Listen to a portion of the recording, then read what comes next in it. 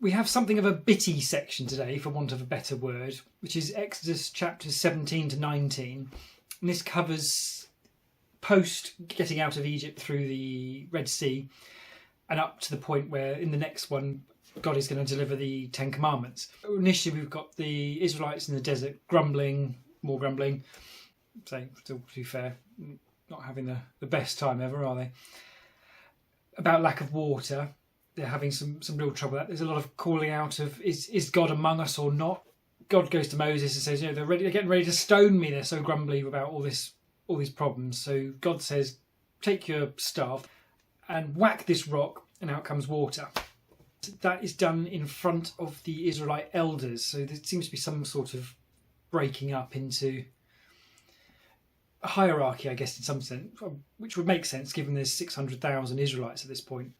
From here, the Amalekites, I think I've got that right, come along and attack the Israelites, seemingly randomly, just opportunistic. There's 600,000 people. That's a heck of a idea behind that. I was going to just attack this massive group of people. And there's a chap called Joshua who's sent up to lead the Israelite response against this. So there's a big old battle. There's a really weird part in this, in that the fate of the battle seems to be determined by Moses' ability or not to keep his arms up. So he's got his hands in the air with his staff, I think it was. And if he drops his arms, then the Israelites start to lose. And as long as he keeps them up, then the Israelites are winning. So he has to keep this up all day. And it's talk about they're propping him up with rocks and things to help him. I thought about testing this by doing this video with my arms in the air for the whole thing, but when I look really daft, and two, I think that's probably impractical. So actually, kind of well done, Moses, keeping your arms up all day there. That seems like quite a feat. Moses manages to do this until the end of the day, and happily the Israelites prevail. Well, I say happily, presumably the Amalekites are not very nice people, but it seems a reasonable assumption. So the Israelites win the day. Moses can get his arms down, and then God comes down or speaks to Moses and says he's going to blot the name of Amalek from beneath the heavens. That's clearly another group that are not popular with God.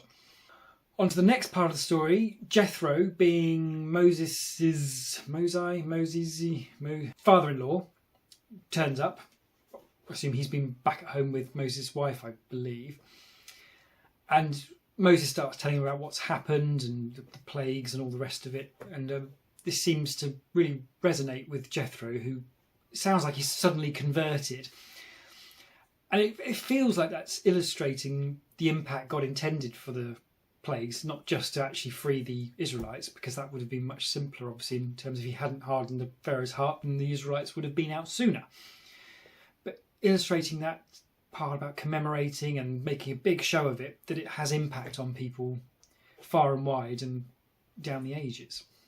Jethro brings Moses a great idea in that, as things currently stand, any disputes that need judging over, Moses has to do that. And there's 600,000 people, and there's going to be a lot of disputes.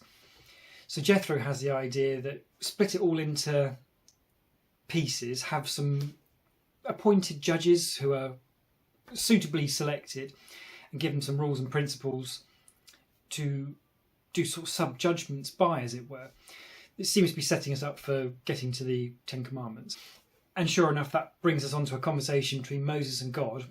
God says if the Israelites will obey his rule, they will become his favourite nation. That's an interesting idea.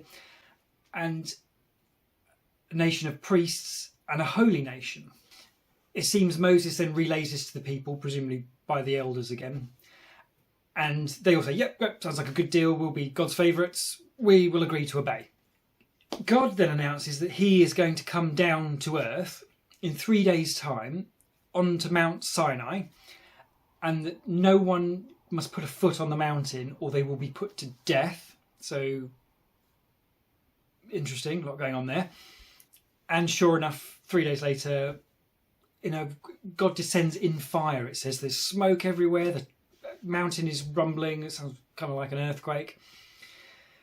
Lots of smoke, so no one can actually see God. And this point is made again that no one must come up the mountain, only Moses. Actually, I think Aaron's allowed up as well, but none of the people are allowed. So God seems very keen to make a big demonstration of his arrival, but also equally very keen that no one actually sees him, and it's not clear what form he takes when he does come down. Although potentially that takes us on to the next story, because we then have the delivery of the Ten Commandments, which we'll look at in the next video. In terms of story, therefore, that one's kind of messy, hence I described it as bitty at the start, but there is quite a lot to unpack, so we'll go back to it and work back through again. Starting with the Israelites questioning whether God is with them or not. And it's like, you've just seen plagues and crazy stuff, and then a sea split in two, and water coming from rocks, and bread forming randomly on the ground in the morning that you can then go and take home and eat, and all the rest of it. And sticks turned into snakes, and the fact that they then doubt or they question whether God is there or not seems to suggest that either they didn't see any of that stuff at all, or they're really stupid. And it's very odd. I mean, I guess big crowds of people can be stupid. I mean, societies, you can get some really odd stuff going on, can't you? But yeah, I'm not quite sure what to make of that. God's dislike for the Amalekites. The Amalekites are descended from Esau, as far as I'm gathered. So the Israelites are the descendants of Israel, who was Israel/Jacob, who see the previous video. And Jacob's brother was Esau. So this is Jacob and Esau. Come down to here, we've got the Israelites and the Amalekites. The Amalekites attack the Israelites. And so it's basically the cousins, and it's I guess 400 years makes a big difference in terms of descendants, and blurs that family link and all the rest of it. But it also pulls out again that God really doesn't like the Egyptians, gives them a good hiding, doesn't like the Amalekites. In fact, probably seems he likes them even less than the Egyptians, because he's going to block the name Amalek from under heaven. I guess that doesn't necessarily mean he's going to wipe out the Amalekites. It just means that the name is going to disappear, so perhaps they're just going to dissipate into some other tribe, society, something like that. But another difficult instance of the God has his favourites. Well, he states in this story that he has his favourites, and those he really doesn't like. There's another random interesting part. Well, not random, but I'm going to have to read it because I can't remember it. High tech again. Where God says to Moses, "You have seen how I carried you on the eagle's wings and brought you to myself."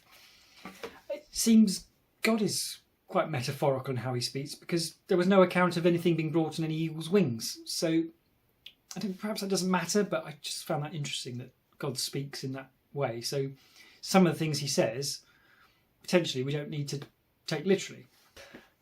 The manner in which God comes down to earth is also interesting. And we've had a few instances of him turning up. So we've got walking in the Garden of Eden, but we're taking that as metaphorical. We have the story of Abraham when he comes down along with, well, it seems he comes down along with two angels, the two angels being the one who then go to Sodom and Gomorrah to see what's going on. It seems in that instance he just came down as a man. There's when he comes down to wrestle with Jacob. Hence Jacob gets his name as Israel, being he who wrestles with God. But this time he comes down as a fire and smoke and rumbling mountain. It's interesting how he seems to come down differently every time. And I guess in the context of not wanting 600,000 people to see you, it obviously begs the question of why would God not want people to see him, but want to see signs of him?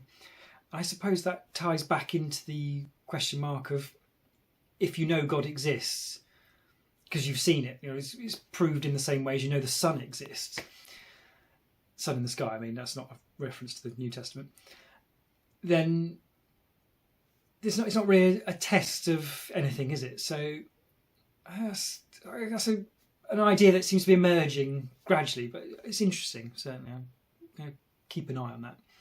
But yeah, that's a tricky section with not much to it.